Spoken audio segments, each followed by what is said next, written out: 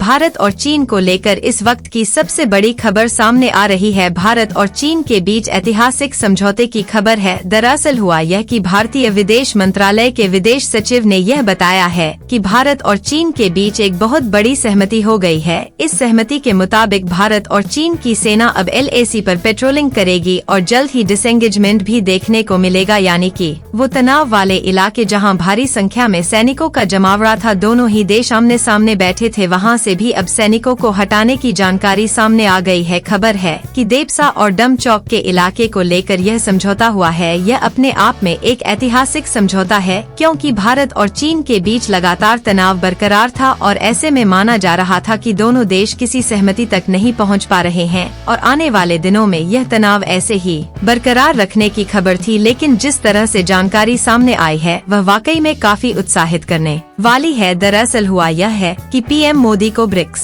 की बैठक के लिए रूस जाना है और यहाँ कयास ये लग रहे थे कि क्या उनकी मुलाकात चीनी राष्ट्रपति से होगी। यही सवाल जब विदेश सचिव विक्रम मिश्री से हुआ तो उन्होंने इस सवाल के जवाब में कहा कि हम अभी भी भारत के प्रधानमंत्री नरेंद्र मोदी और चीनी राष्ट्रपति शी जिनपिंग की मुलाकात के लिए काम कर रहे हैं और यह सब कुछ निर्भर करता है कि हम समय और व्यवस्थाओं के अनुरूप किस तरह से चीजों को तैयार करते हैं। हालांकि उन्होंने इसी दौरान यह भी बताया कि भारत और चीन के बीच LAC पर पेट्रोलिंग को लेकर एक नई ऐतिहासिक सहमति बन गई है। भारत के विदेश मंत्रालय ने यह भी बताया है कि भारत और चीन के बीच राजनयिक और सैन्य वार्ता बीते कई हफ्तों से लगातार हो रही थी, जिसका नतीजा यह निकला है कि दोनों देश LAC के मुद्दों पर समझौता करने को राजी हो गए और यही वजह है कि अब वहां पर सैनिकों की वापसी होगी और स्थिति के समाधान के लिए पेट्रोलिंग की व्यवस्था भी कर ली गई है। यानी कि भारत और चीन अपने पुराने रिश्तों को ठीक करने के लिए लगातार काम कर रहे हैं और यही वजह है कि पर यह ऐतिहासिक समझौता डिप सांग और डमक के इलाके को लेकर हुआ है।